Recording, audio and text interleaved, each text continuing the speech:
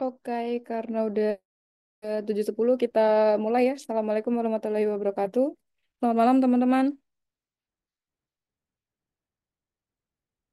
Sepi ya kelasnya ya. Waalaikumsalam warahmatullahi wabarakatuh.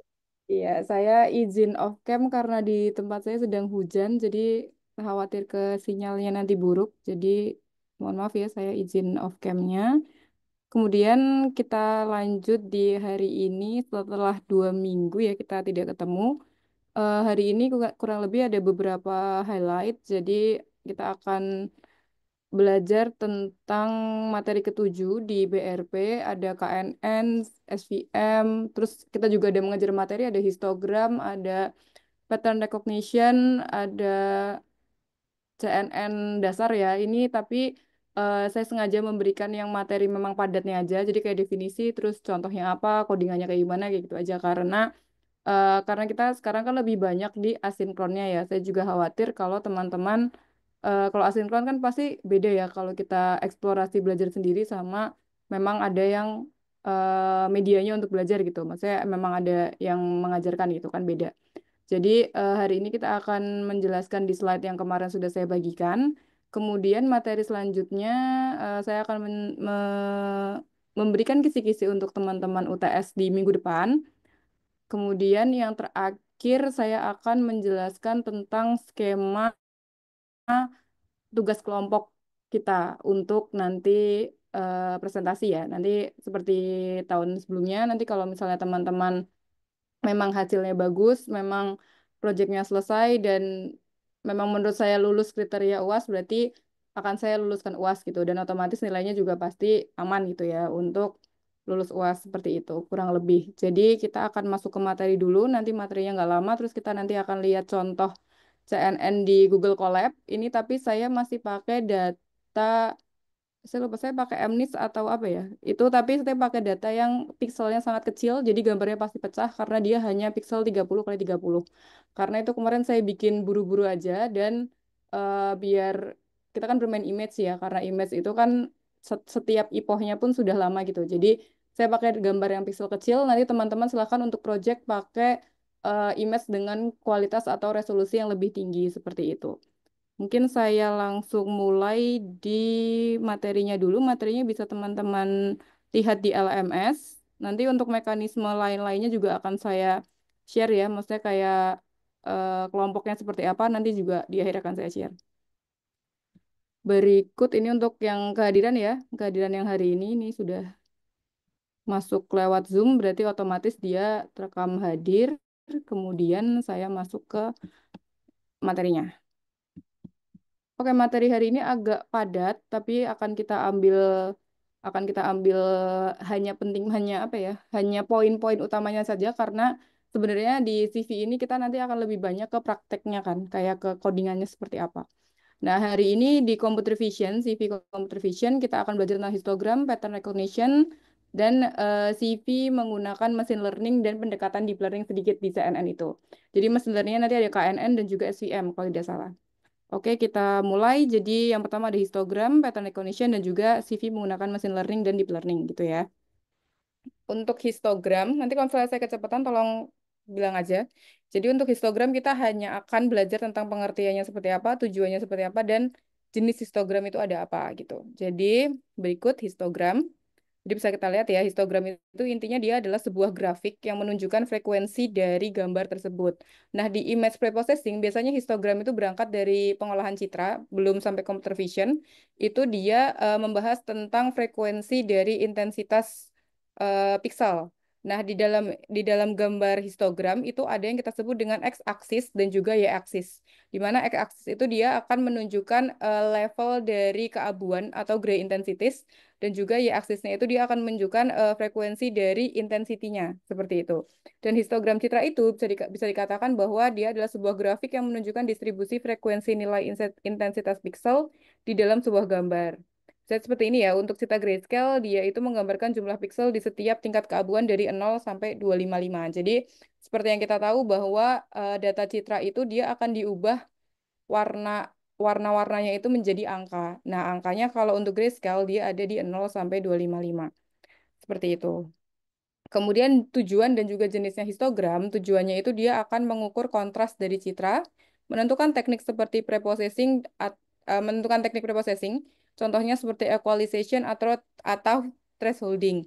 Kemudian dia bisa juga digunakan untuk mendeteksi pencahayaan yang tidak merata, seperti underexposure atau exposure-nya terlalu tinggi, jadi terlalu cerah atau terlalu gelap itu bisa digunakan histogram untuk memperbaikinya. Kemudian jenisnya ada dua. Yang pertama dia ada di dalam gambar grayscale atau gambar hitam putih. Dan juga yang kedua ada histogram untuk RGB dan juga HSV. Dengan histogram yang terpisah untuk setiap channelnya. Jadi jenisnya ada dua, dia di grayscale dan juga dia di RGB. Seperti itu. Kemudian untuk penerapan histogramnya, ini saya berikan contohnya di Python-nya aja, cuman nanti teman-teman bisa mengkombinasikan, misalnya untuk nanti project, misalnya ada penerapan histogramnya, silahkan ditunjukkan untuk apa histogramnya. Nah, di sini contohnya bisa digunakan untuk peningkatan kontras menggunakan histogram equalization, tadi ya kontras, atau juga untuk exposure-nya seperti apa. Kemudian bisa juga segmentasi objek dengan threshold berdasarkan histogram intensitas, seperti itu. Referensinya saya ngambil di bukunya Shelinsky di bab 31. Silakan download bukunya, free download. Dan di situ juga dijelaskan tentang coding-codingannya seperti apa juga ada gitu. Nah, untuk histogram kita sampai di situ. Kemudian filtering dan transform. Di sini filtering dan transform kita oh maaf ini salah salah slide, harusnya pattern recognition. Nah, di pattern recognition itu dia bertujuan untuk mengenali pola atau regularitas dalam data, khususnya visual seperti gambar. Biasanya pattern recognition ini sering digunakan untuk pengenalan, contohnya pengenalan angka di plat nomor. Jadi kalau misalnya teman-teman tahu ada sistem tilang gitu kan, sistem tilang yang zaman sekarang, itu dia mendeteksi dari eh, plat platnya itu kayak apa angka-angkanya tuh sebenarnya itu angkanya berapa itu pakai pattern recognition. Atau contohnya lagi bisa deteksi tanda tangan palsu. Kira-kira kalau ada pemalsuan tanda tangan dari pattern recognition itu bisa dilihat apakah itu asli ataukah palsu. Nanti teman-teman bisa sambil dipikirkan ya untuk contoh-contoh contoh-contoh penerapan CV-nya di tugasnya teman-teman nanti. Bisa idenya ada banyak banget, bisa mengambil dari berbagai sektor. Terus juga dari proses pattern recognition itu ada tiga. Yang pertama ekstraksi fitur. Dia menangkap karakteristik dari gambarnya seperti tepi, terus sudut atau edge-nya. Terus kita kan udah belajar ya. Terus warnanya seperti apa dan teksturnya seperti apa. Kemudian yang kedua ada representasi fitur, di mana fitur itu dikodekan sebagai vektor numerik yang kita tahu bahwa itu ya seluruh perhitungan gambar citra itu digunakan vektor atau matrik gitu. Jadi yang kita hitung ya angka-angka sebenarnya. Kemudian klasifikasi di mana sistem akan belajar dari data berlabel untuk mengenai pola baru. Ini sama ya, sebenarnya sama kayak materi-materi AI yang lain pasti ada dari ekstraksi fitur, representation fitur, sama classification. Kemudian contoh aplikasi nyatanya ya tadi, pengenalan tulisan tangan, terus deteksi seperti wajah, mobil, hewan, plat nomor, dan lain-lain, terus pengenalan ekspresi wajah juga bisa. Seperti itu contohnya. Kemudian kita langsung jam ke bagian computer vision menggunakan mesin learning dan juga pendekatan deep learning sedikit. Nanti yang setelah UTS kita baru belajar tentang YOLO seperti apa, face recognition seperti apa yang memang menggunakan deep learning.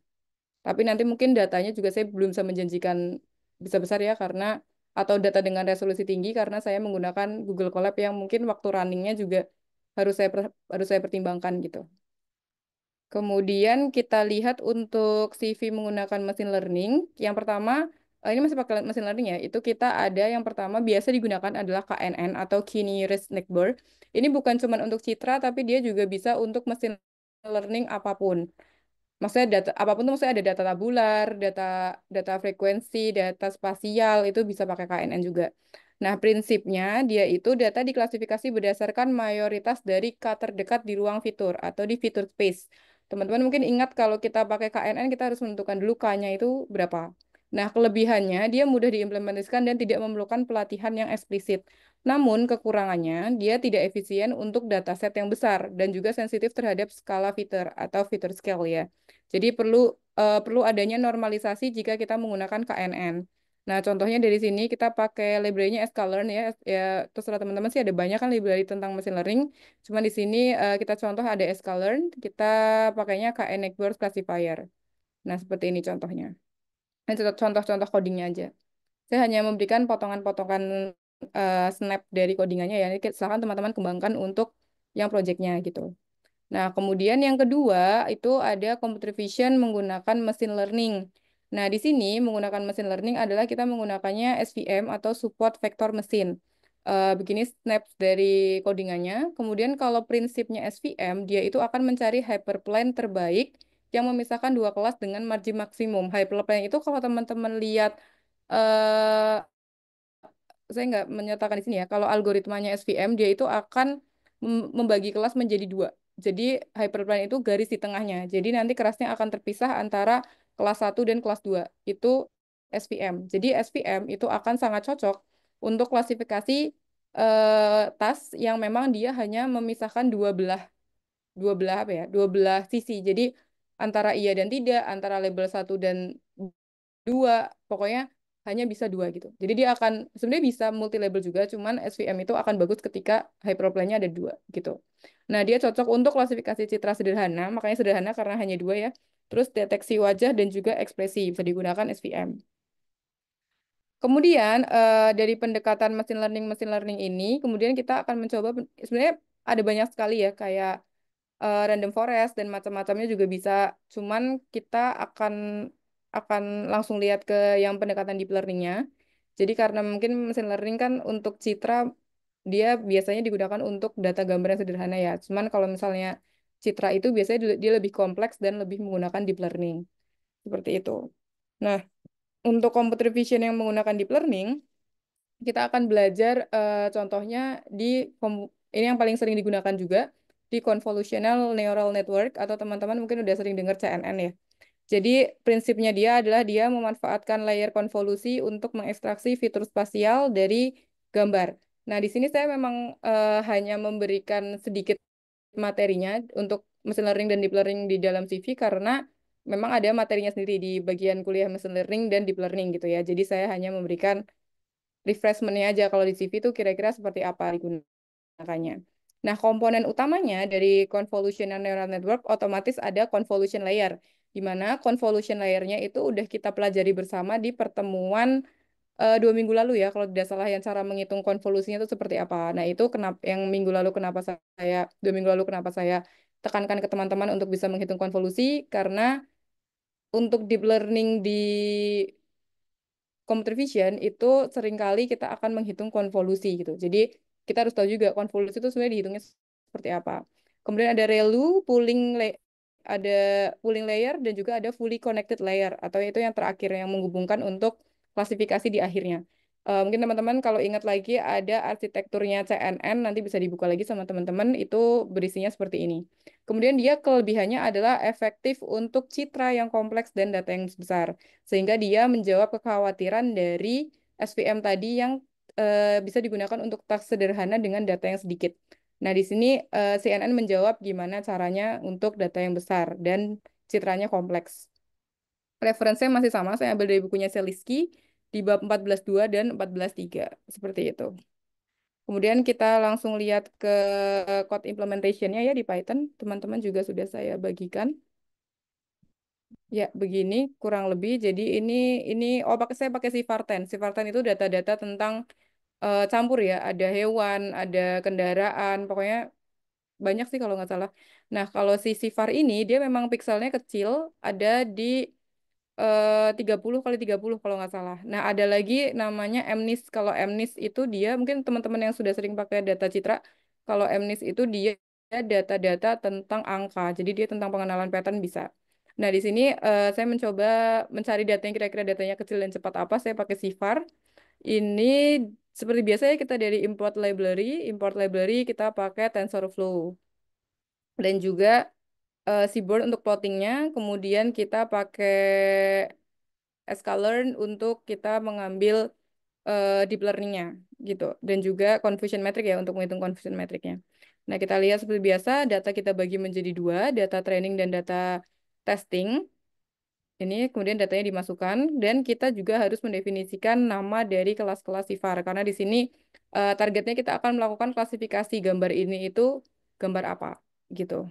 Jadi contohnya Seperti itu. Nah, saya di sini membagi menjadi kalau tidak salah 10 ya. 1, 2, 3, 4, 5, 6, 7, 8, 9, 10 ya. 10 kelas. Jadi dia multi kelas. Seperti ini contohnya ini dengan ukuran 5 kali 5 aja dia kecil banget pikselnya. Gitu. Ini contohnya. Jadi ini frog, truck, deer, automobile. Contohnya seperti itu ya.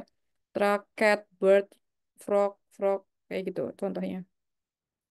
Kemudian dinormalisasikan tentu agar dia nilainya berada di rentan 0 sampai 1, nggak terlalu jauh, agar distribusi datanya bagus gitu ya. Kemudian kita build CNN modelnya.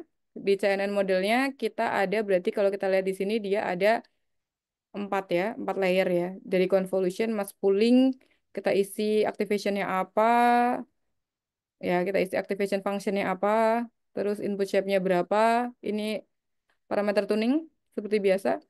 Terus kita compile dengan Abdam Optimizer. Nah, terus kita lakukan dengan 10 IPOH. Saya melakukannya 10 IPOH. Nanti kalau misalnya teman-teman praktek bisa dengan 50 IPOH atau 100 IPOH gitu. Nanti tapi dilihat dulu sama datanya, apakah mendukung untuk memakai collab yang tidak pro, karena ini juga saya pakai collab yang non pro ya, jadi saya nggak pakai gambar yang gede. Kemudian untuk evaluasi model, seperti biasa, kita akan menghitung dari akurasinya itu seperti apa. Nah, ini kita lihat. Ya, akurasinya dia naik ya setelah IPOH ke 8. Kemudian loss functionnya pasti akan turun mendekati 0,1. Kan memang yang bagus seperti itu. Kemudian kita prediksi labelnya. Jadi kita untuk melihat bahwa dia diprediksinya apa gitu. Kita memvisualisasikan 10 prediksi ya. Jadi misalnya di sini ini sebenarnya ini karena dia pixelnya kecil banget ya. Jadi dia sangat pecah. Ini sesungguhnya cat, prediksinya cat seperti itu. Ini ada yang salah predik, tetap berarti kita lihat confusion metricnya. Confusion metricnya ini berarti nanti kalau teman-teman menjelaskan ke kelas nanti teman-teman yang lainnya nanti kayak gini cara membacanya. Jadi misalnya airplane yang memang dia airplane berarti kan dia true positif ya. Itu ada 733. Tapi misalnya dia aktualnya airplane, tapi di prediksinya otomobil itu ada 14 gitu. Berarti ini salah prediksi. Terus dia sebenarnya airplane, tapi diprediksinya bird. Kan mirip ya, mobil apa, pesawat sama burung. Itu 73 gitu. Berarti tapi sebenarnya salah. Karena sebenarnya ground truth-nya itu ya dia memang kenyataannya dia airplane seperti itu. Cara bacanya seperti itu, confusion metric. Kemudian setelah dijadikan confusion metric, kan kita bisa menghitung tuh. Karena kan saya refresh lagi ya, rumus-rumus dari precision recall itu kan berdasarkan dari confusion metric. Yang true positif, true negatif, seperti itu. Nah, kita lihat untuk airplane precision recall F1 score-nya di 0,71, 0,77, 0,74. Seperti itu, automobile, bird, car, deer, frog, dog, horse, sheep, itu ada berapa. Nah, kemudian dilihat bahwa rata-rata akurasinya berarti 0,71 gitu. Ini masih belum bagus ya karena masih di bawah 85. Karena saya juga tidak melakukan hyperparameter dan juga datanya masih sedikit. Karena saya pakai CNN. CNN itu data semakin bagus dia akan semakin perform lebih bagus gitu. Kira-kira untuk praktikumnya seperti ini, nanti teman-teman bisa mencoba sendiri. Dan kayaknya materinya sih hari ini itu ya untuk yang materi. Terus reference-nya saya ambil dari Seliski di Computer Vision Algorithm Application Springer. Ini silahkan diklik, ini nanti bisa download teman-teman kalau mau bukunya. Kemudian saya juga ngambil dari buku Deep Learning-nya MIT Press dari Ian Goodfellow. Ian Goodfellow ini salah satu buku yang sering diacu ya, sering dijadikan pegangan oleh teman-teman yang memang mengerjakan deep learning dan machine learning. Ini ya Bengio, Joshua Bengio dan juga Ian Goodfellow. Ini paling sering digunakan. Kemudian ada Elements of Statistical Learning itu dari T. Hasty. Dia lebih ke perhitungan statistikalnya, seperti yang convolution dan lain-lain seperti itu. Nah, kemudian untuk materi saya sudahi sampai di situ. Kemudian kita masuk ke highlight yang kedua, yaitu untuk materi UTS-nya. Dan UTS kali ini saya putuskan untuk teori karena nanti setelah UTS kan teman-teman akan mengerjakan project dan itu praktikum ya, memang memang coding. Jadi di teori ini saya tidak memberikan coding. Cuma nanti kalau misalnya di soalnya saya lebih ke ini sih, lebih ke contohnya seperti apa, definisinya seperti apa, terus implementasinya seperti apa. Jika ada yang tanya implementasi, kalau mau dijawab contoh aplikasinya apa nggak apa-apa. Tapi kalau mau memberikan coding juga nggak apa-apa. Tapi snapnya aja ya, kayak kayak tadi potongan-potongannya aja gitu. Dan juga penjelasannya. Nah di sini saya memberikan 6 soal. Jadi nanti teman-teman akan lihat soal soal resminya di minggu depan. Cuman kisi-kisinya mengenai ini, silahkan nanti dipelajari dulu ya. Harusnya sih ada di PPT saya, cuman kalau misalnya mau ngambil dari luar juga nggak apa-apa, dari bukunya Sheliski juga nggak apa-apa. Atau dari bukunya Ian Goodfellow juga nggak apa-apa. Nah, yang pertama ada di perkembangan CV dan contoh aplikasinya. Ini sangat banyak di buku, maksudnya di buku sangat dijelaskan seperti apa. Di PPT saya juga sudah ada, silahkan.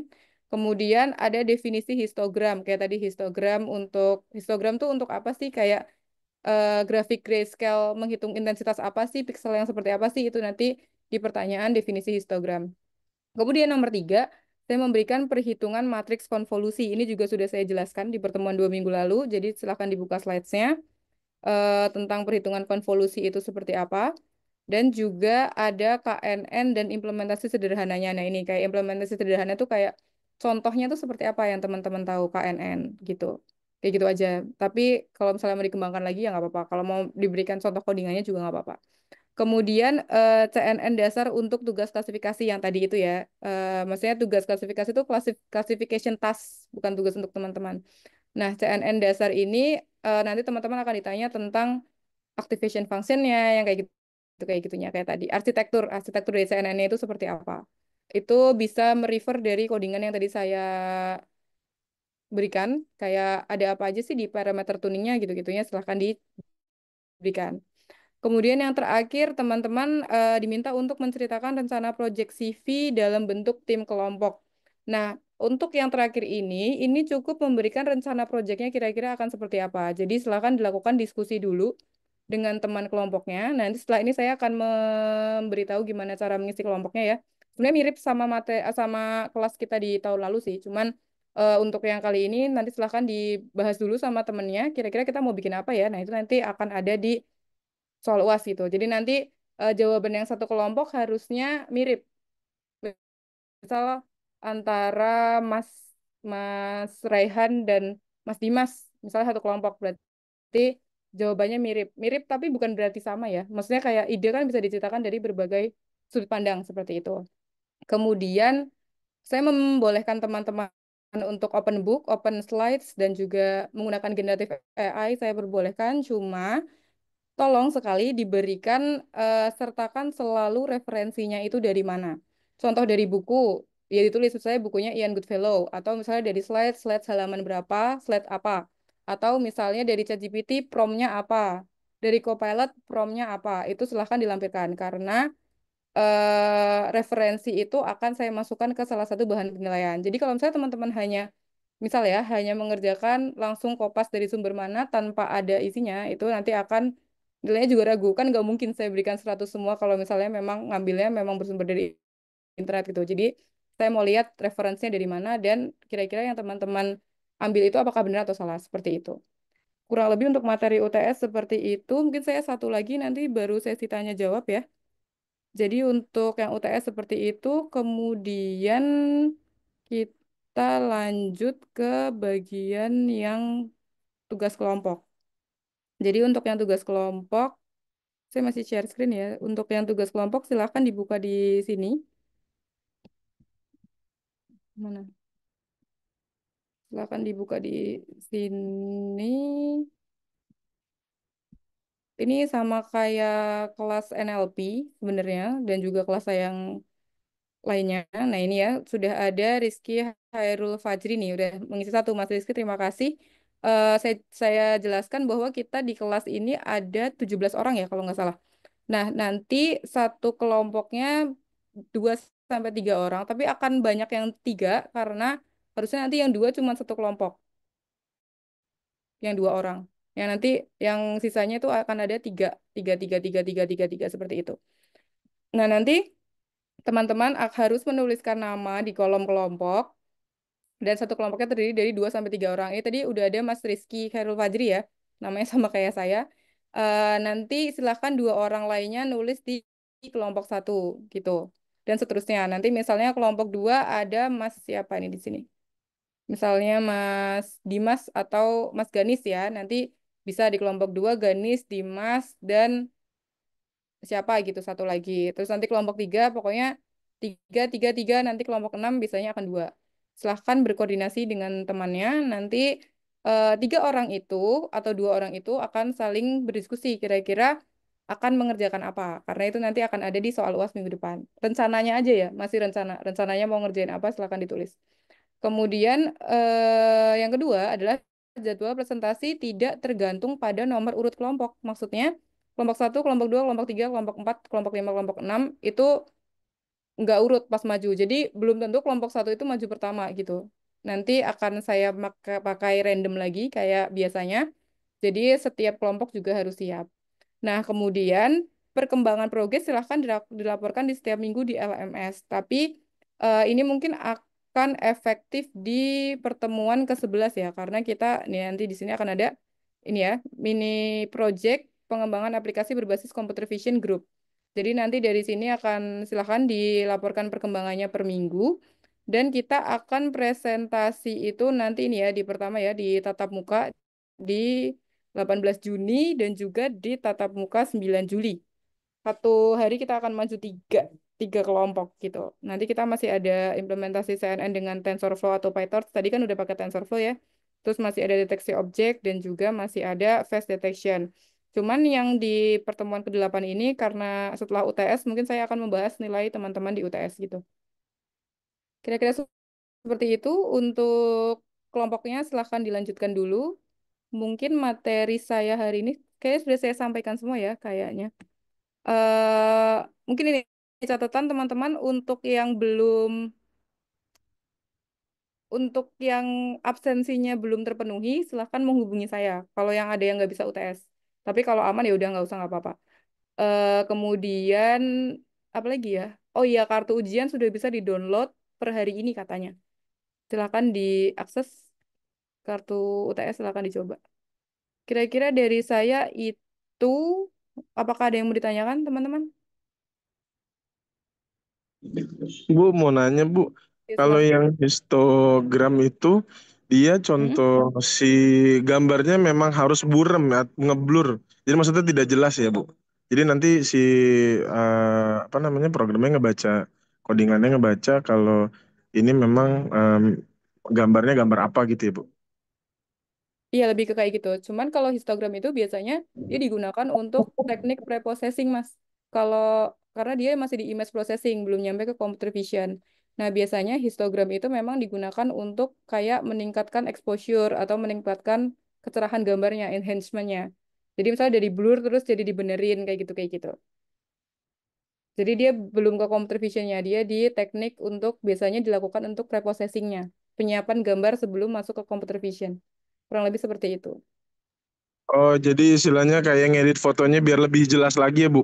Betul. Jadi kan kalau kita di computer vision itu kan semakin gambar kita resolusinya bagus kan akurasinya semakin tinggi ya. Kayak tadi kan yang saya pakai kan resolusinya kecil banget tuh. Jadi dia juga berhenti di 0,71, nggak bisa naik lagi gitu.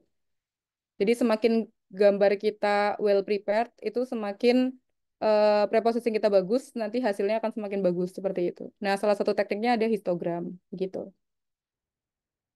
Baik Bu, makasih. Ya, sama-sama. Ada lagi yang mau ditanyakan terkait UTS atau kelompok atau materi?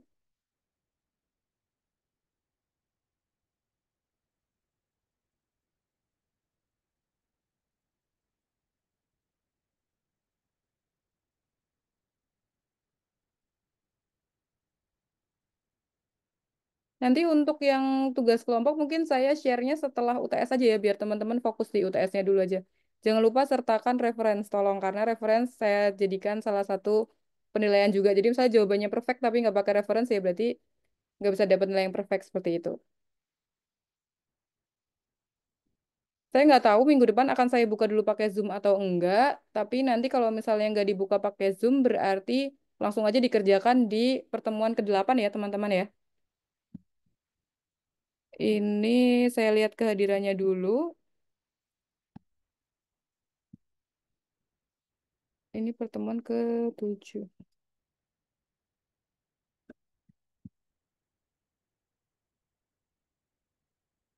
Mas Khalid Musdar adakah? Ada, Ada Bu. nggak? Ada, Bu. Tadi terlambat ya? Terlambat join? Jam, iya, Bu. Oh, udah, udah, Enggak udah. sih. Udah. Masuk semua ya hari ini ya? Oke. Ada yang ini kan terkendala presensi nggak bisa UAS? Nggak bisa UTS?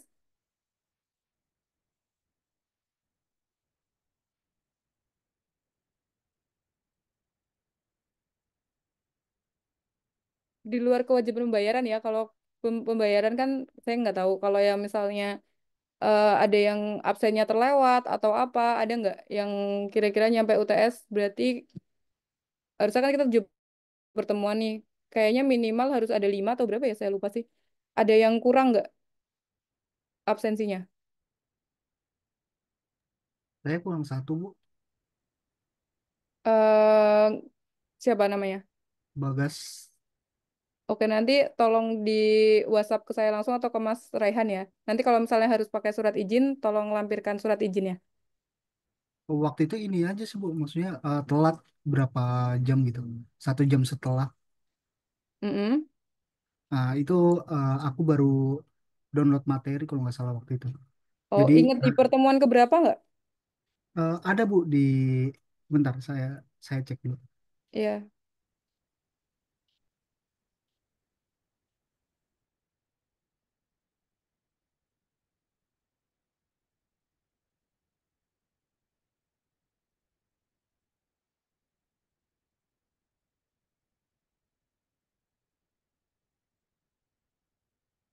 Nanti kalau misalnya ada evidence atau buktinya, nanti silakan di screenshot aja dikirim ke saya ya, Mas, di WhatsApp atau ke Mas Raihan ketua kelasnya. Boleh, Bu. Ini Mm-mm. udah Nanti. ketemu, Bu, di pertemuan ketiga. Oh, oke. Sebentar saya cek.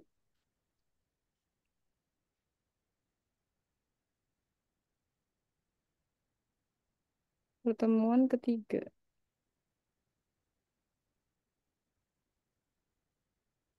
Oh, iya, berarti ya nggak apa-apa nanti saya lewat sini aja, lewat sistem saya.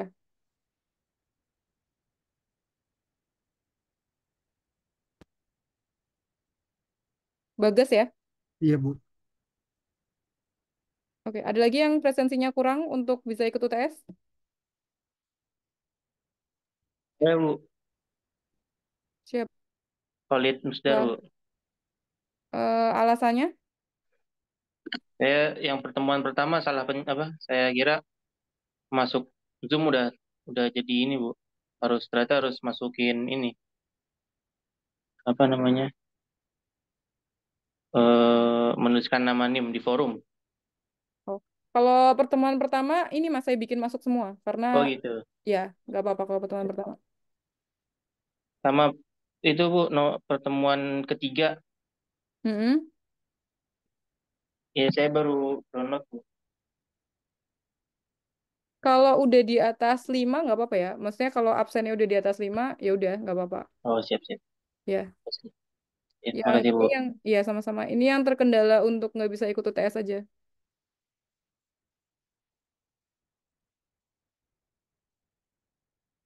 Ada lagi?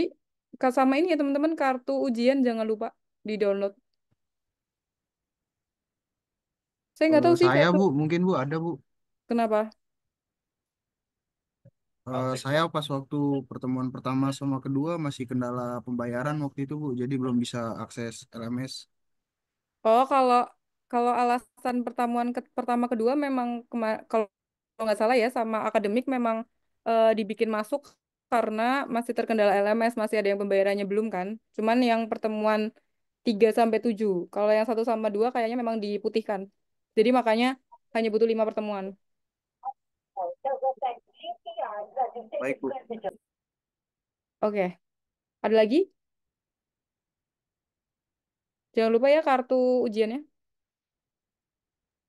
Bu, maaf ini kalau eh, ada grup WhatsApp-nya nggak Bu ya? Biar memudahkan Bu. Mas Raihan ya, yang bisa minta tolong di provide Mas Raihan.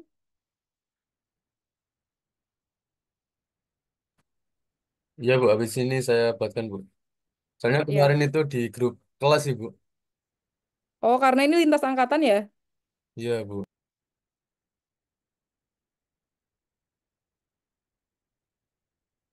Oke, nanti apa mau dibikin sekarang nanti di-share di ini Mas di Zoom ini. Silakan. Iya Bu, ini proses. Oke. Nanti kelompokannya itu ya tiga tiga tiga satu kelompok akan ada yang 2 orang doang.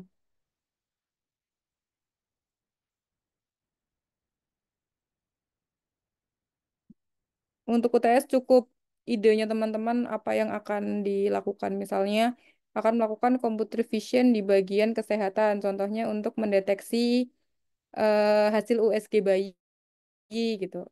Apakah ada kenapanya, bagaimana gitu silakan boleh.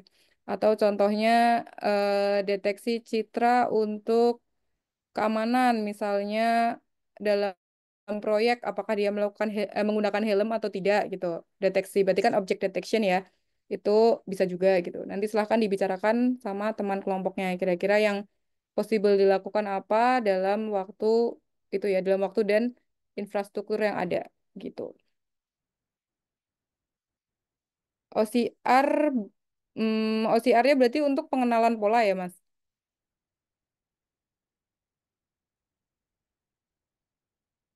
Untuk membaca tulisan kan berarti? Ya, membaca teks. Boleh aja sih. Yang penting dijelasin aja, maksudnya bikin ini itu latar belakangnya kenapa gitu. Kayak biasa kayak waktu kita NLP.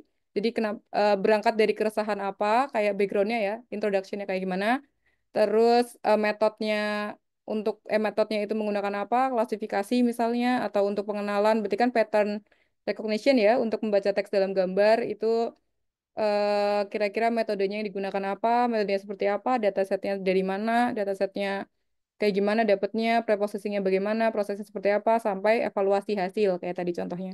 Nanti format presentasinya kayak gitu sih. Download kartu ujian saya kurang tahu ya teman-teman. Biasanya pada di mana sih kalau download?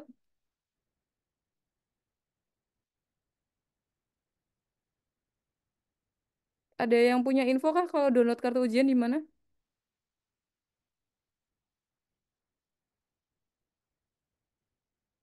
Mungkin kalau saya kan pakainya saya kalau untuk manajemen saya di si akad dosen ya. Kalau di mahasiswa ada sistem informasinya mahasiswa itu apa ya? Si akad ya berarti ya sama ya. Si akad mahasiswa ya. MHS ya ada ya. Jadi tempat teman-teman biasa download sih. Iya Bu, disiapkan Bu. Ya kan? Sama. Kalau di saya nggak bisa ngasih contoh soalnya beda si akad gitu. Kira-kira ada lagi nggak? Itu tuh dari Mas Usama. Terima kasih Mas. Itu yang portal teman-teman buat lihat nilai juga kan di situ kan? Ya nggak sih? Dulu. Ya, kalau lihat nilai di situ. Iya kan di MHS ya. Tapi di LMS juga bisa ya lihat nilai ya.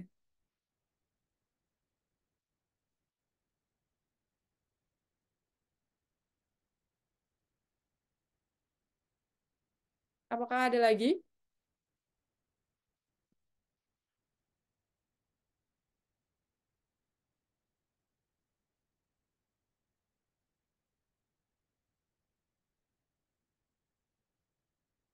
Atau sudah cukup teman-teman?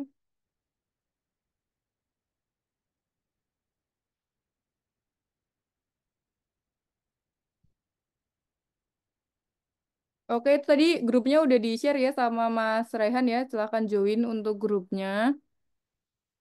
Kemudian nanti kalau misalnya ada kendala apa, silahkan ditanyakan langsung ke saya boleh, melalui Mas Rehan juga boleh. Seperti itu dari saya mungkin hari ini cukup. Nanti kita ketemu lagi di minggu depan. Saya nggak tahu ada Zoom-nya dulu apa enggak. Kalau nggak ada berarti langsung dikerjakan di pertemuan ke-8 gitu.